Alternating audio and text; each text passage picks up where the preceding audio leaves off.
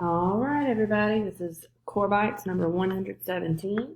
For the first one, it says a ketchup bottle holds 1 pint. How many bottles could be filled from a gallon of ketchup? So, what you've got to know is that 1 gallon equals 4 quarts. To get to a quart, 1 quart equals 2 pints. So what that means is 1 gallon equals 8 pints. Okay? And the way you know this is if you've got, and that's a GAL right there. If you've got, each bottle holds 1 pint, and you've got a gallon. Okay? So a gallon is equal to 4 quarts. Well, to get a quart, you've got to have 2 pints.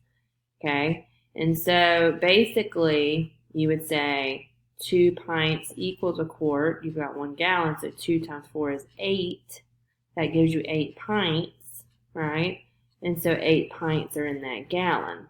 So that means if each bottle holds 1 pint, you could make 8 bottles. Okay, so if you've ever heard of the gallon man, you might want to go look at the way you've done that before, because that'll also help you see the diagram version of this.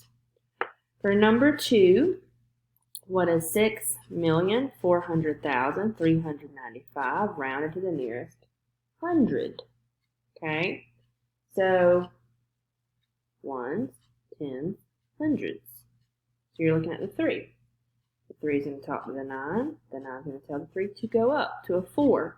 So your answer is going to be 6,400,400, because the 9 and the 5 become zeros when that 3 goes up to a 4. For the next one, we're going to add. So to make them have the same denominator, if you add a 0 here, you have to add a 0 here to have both denominators as 100. So then you just add 70 plus 77, and you get 77 over 100. For the next one, the best estimate for the angle. So this is what we call a 180-degree angle because you're turning around. If you go all the way around, then that would be 360. For your last one, is this dotted line a line of symmetry? The answer is no, because if you fold it on that line, this is not going to be the same for each side. Okay? So check yours.